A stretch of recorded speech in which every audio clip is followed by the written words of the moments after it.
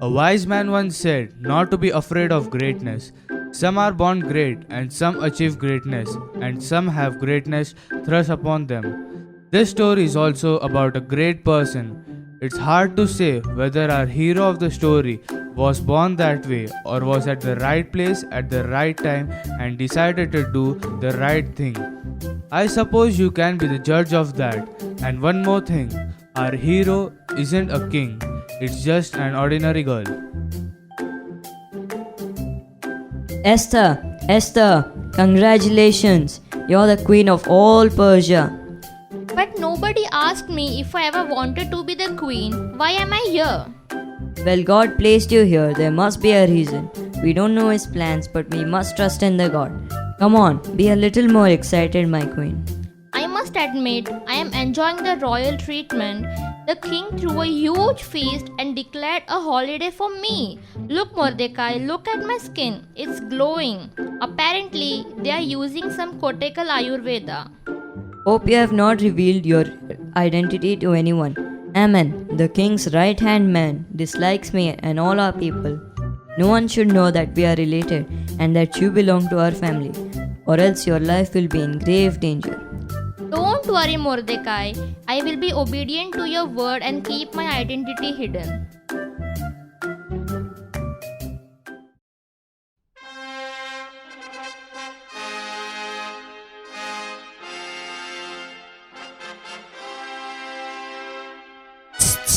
Bow down. What are you trying to get yourself killed? Hey, Mordecai, it's just a little bow. Let me remind you, I am the king's most trusted general and influential person. I can make your life in the palace very difficult. You know it isn't so hard to please me. It's just a little bow. Is that so hard? Arrogance is not fitting for you, Haman, much less lying for our right-hand man. I will never bow to you, Haman. I only bow to my God and my king. Well, you messed with the wrong person, Mordecai. Wait and watch what happens now.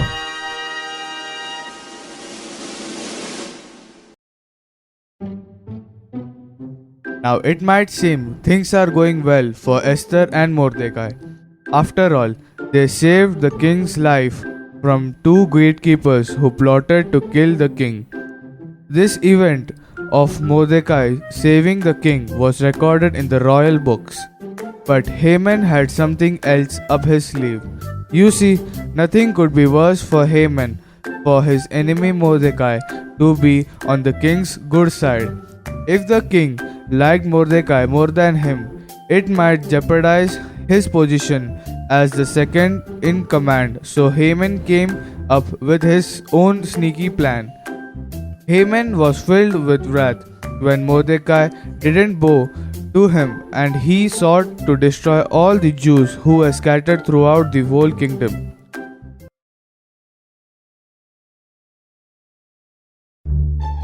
Your Highness, I believe there is much to fear.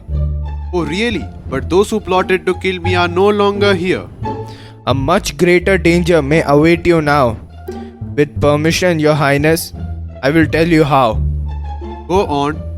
It's my duty to inform you, and if I am correct, to ignore this great emergency, it would be neglect. There are those who are among us who show no respect. Their laws are different from all other people's, and they do not keep the king's law. There are those who cannot be trusted, therefore the law must be adjusted.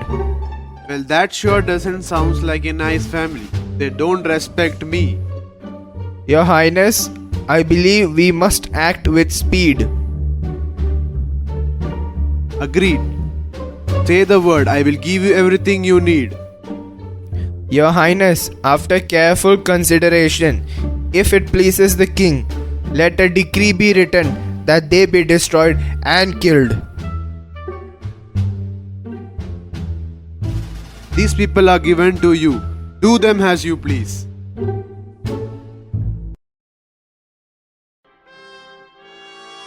Mordecai is busted. There are those who can be trusted.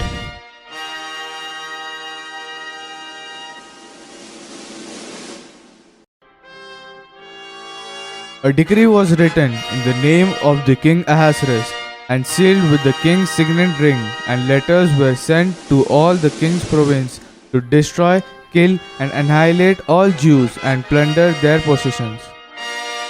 Esther, Esther, look at this. He has done it. He has finally done it. He who has done what? Haman, he is taking revenge on all the Jews. It's an edict. In just a few days, all our people, our families, will be destroyed and our possessions will be plundered.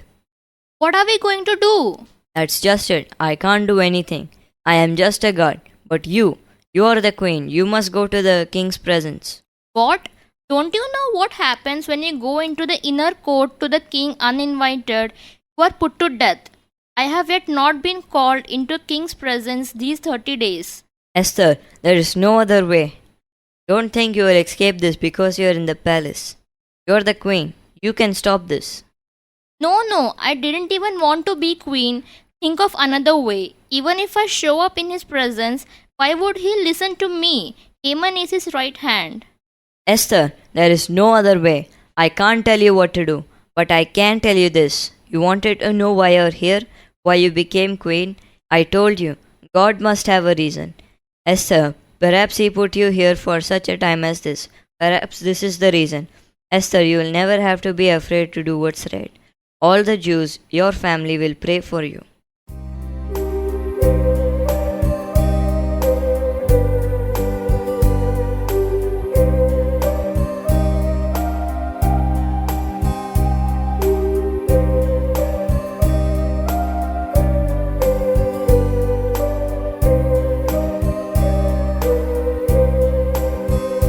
The battle is not ours. We look to God above, for He will guide us safely through and guard us with His love. The battle is not ours. We look to God above, for He will guide us safely through and guard us with His love. I will not be afraid. I will not run and hide, for there is nothing I can face when God is on my side. No, there is nothing I can face when God is on my side.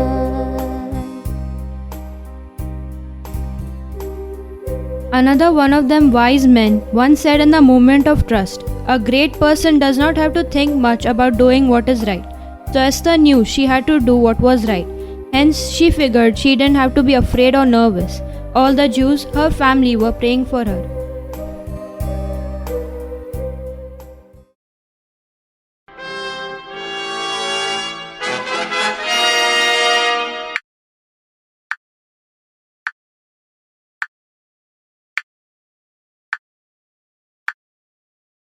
Hey, who invited the queen? Your Majesty, did you invite the queen? Nope, I don't think I did. That's okay, it's my beautiful Queenie Boo. Come on up here. I don't know if you know this, but popping up uninvited is generally discouraged over here. By death! But my Queenie Boo can visit me anytime she wants. Tell me, my queen, what do you wish? What is your request? It shall be granted to you, up to half of my kingdom. If it pleases the king, there is something that I would like you to know. I would like you and Haman come for dinner tonight. Oh, that's so nice. She's inviting us for a dinner. You bet, we would love to come. What time do you want us to be there? Around 8 p.m.? 8 it is. See you then.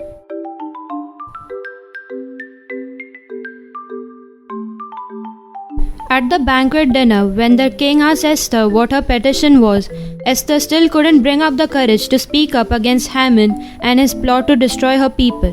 Esther instead invited Haman and the king for a banquet the next day as well. Haman was very joyful as Queen was inviting Haman over for dinner along with the king. Little did he know that Queen Esther was also a Jew. Esther had obeyed Mordecai and kept her identity as a secret. That night, the king could not sleep, so he commanded to bring a book of records of the chronicles, and they were read to him. 9:28 a.m. King puts on his chappal and brushes his teeth. 9:32 a.m. King sleeps himself in the bathroom. Ouch, I remember that. How about something more recent? By the way, thanks for doing this. You know, this really helps me sleep. It's like listening to the story of my life. 1:45 Haman goes to receive the queen to the inner court. 1:47 Riktana and the rest the gatekeepers arrive. 1:50 King stands up. Oh, this is an interesting part. Excitement, drama. 1:51 The gatekeepers sought to lay hands on the king. 1:52 The king's life is saved by the guard Mordecai as he alerts queen about the plot to kill. 1:53 Wait. Stop. Did you say Mordecai saved my life? Is he that short guy? Yes, Did we ever do anything to thank him for that? nothing has been done for him. Come in. I have the most urgent request, my liege. I was wondering if we can... Whoa. Let me ask you something, Haman. I need a little more creative advice. There is a really great guy who saved my life, and I really want to thank him and show him my appreciation for what he did. Oh, King, I am flattered. I was thinking of giving him a card. No. Cards are nice, but this man sounds like a very special guy. It sounds like a guy who deserves a parade. I think this guy should be dressed in your royal robes and be marched through the whole city on your horse. And maybe you should even let him wear one of your crowns, and the king's most noble prince shall lead this man through the streets proclaiming, "This man is a really great man. The king really likes him and his rugged good looks." Oh, Haman, what would I do without your help? Now, all that you mentioned, every last word, do it for the good guard Mordecai who sits within the king's gate, the man who saved my life. You go with him on the parade. I am feeling sleepy.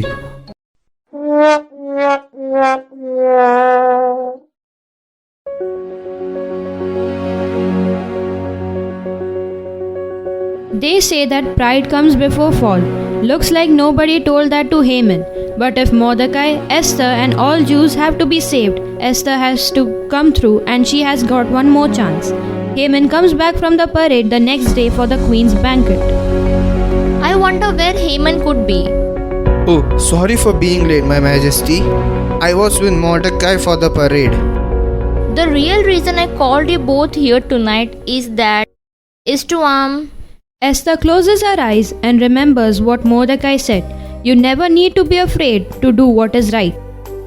Your Highness, if I have found favor in your sight, O King, if it pleases the king, let my life be given me at my petition. For someone is plotting against my family and all my people. For we have been sold, my people and I, to be destroyed and killed. Who is he? Where is he? Who would dare in his heart do such a thing to my queen? The adversary and enemy is this wicked Haman. Is this true, Haman? I don't know what she is talking about, my majesty. She is absolutely crazy. It is true. I cannot believe this. My Highness, why would I do anything to your queen? This is not true. Hey, wait a minute. Mordecai is also one of them. I just gave him a parade. He saved my life. Mordecai is my cousin, his family is my family, and Haman has built a gallows for Mordecai to be hanged. You had me sign a decree that kills that man who saved my life and plotted to kill my own queen. For your punishment, Haman, you ought to be hanged from gallows that you prepared for Mordecai for scheming against my queen and her family. No, your majesties, please don't do this to me. Please forgive me. No, no!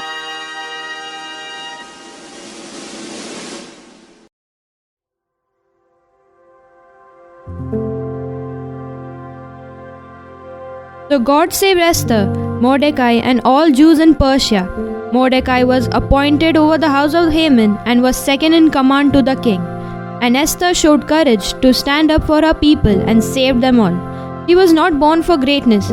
She didn't go to school for greatness. She learned that sometimes God has plans so big, only He can see them.